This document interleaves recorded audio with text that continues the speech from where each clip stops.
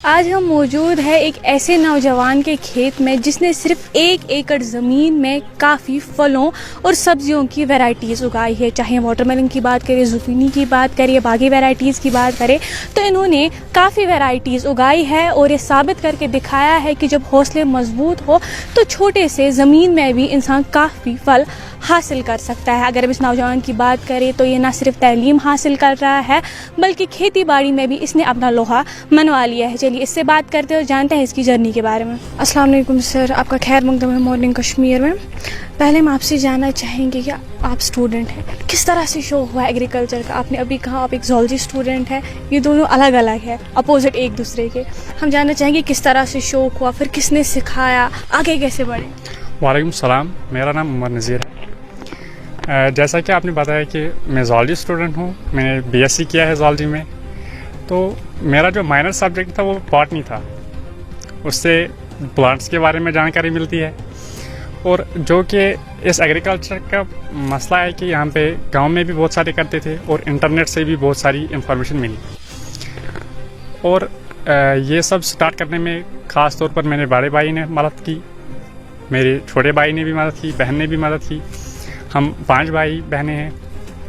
تو سٹارٹ میں ہم نے سوچا کہ یہ زمین بیٹھی ہوئی تھی, سوچا کیوں نہ اس بیٹھی ہوئی زمین سے ہم اپنا روزگار کمائیں. اسی طرح سے ہم نے یہ واٹر میلن کا سٹارٹ کیا, اس زکنی کا سٹارٹ کیا, کوکمبر کا سٹارٹ کیا, اور ساتھ ہی میں ماسک میلن بھی سٹارٹ کیا. اب جب ہم نے یہ سٹارٹ کیا تو ہم نے ڈپارٹمنٹ ایگریکلچر سے رابطہ کیا, تو انہوں نے بھی بھرپور مدد کی. خاص طور پر جو ہمارے چیف صاحب ہیں مسٹر شہنواز احمد شاہ سر, انہوں نے بھی بہت سارا سپورٹ کیا. سر ہم آپ سے جاننا چاہیں گے, آپ ایک اسٹوڈنٹ ہو, کیسے آپ مینیج کرتے ہو پڑھائی بھی اور ایگریکلچر کا کام؟ جو کہ اسٹڈیز ہیں ان کی طرف بھی اپنا ٹائم دیتے ہیں, جو ایگریکلچر ہے اس کی طرف بھی اپنا ٹائم دیتے ہیں. سر ہم آپ سے یہ بھی جاننا چاہیں گے کہ کس طرح کا سپورٹ رہا لوگوں میں, بیکاز آپ ایک اسٹوڈنٹ ہے, لوگوں نے اوبیسلی کہا ہوگا یہ تو بھی چھوٹا ہے, یہ کیا کر لے گا, اوپر سے اسٹوڈنٹ ہے, اس کو پڑھنا ہے, ایگریکلچر کی طرف کرنا ہے. کیسا رہا رسپانس لوگوں کا؟ پہلے تو سب یہی کہتے تھے کہ اچھا ہوا کہ چھوٹی عمر میں جو کمائے گا تو بڑا ضرور بنے گا. یہ ضروری نہیں کہ جو پڑھے گا وہ اسے جاب ہی ملے گی, کیونکہ دن بہ دن پاپولیشن بھی بڑھتی رہی ہے, اور جو ایمپلائڈ یوتھ ہے ان کا کاؤنٹ بھی بڑھتا رہا ہے. تو اسی طرح سے جو ایگریکلچر فیلڈ ہے, اس کی جو ایگریکلچر انڈسٹری ہے یہ بھی دن بہ دن گرو کر رہی ہے. اس لیے چاہیے کہ جو ایجوکیٹڈ یوتھ ہے ان کو چاہیے کہ وہ ایگریکلچر کی طرف جائے.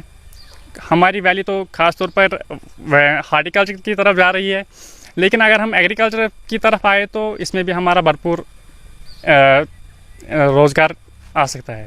سر ہم آپ سے جاننا چاہیں گے کہ کون کون سی ویرائٹیز آپ کے پاس ہے جو آپ نے خود اگائی ہے, اور کیا ایسا ویرائٹی ہے آپ کے پاس جو آپ کو لوگوں سے الگ کرتی ہے؟ ویسے تو ہمارے پاس بہت ساری ویرائٹی ہے. خاص طور پر ہمارے پاس جو یہ زکنی ہے یہ امریکن ہے, اور جو یہ یہاں کی نہیں, یہ ایگزاٹک ہے. اور یہاں پہ ابھی جو نارمل چل رہا ہے وہ واٹر میلن ہے. وہ بہت سارے یہاں پہ بھی اس کی کاشت کر رہے ہیں.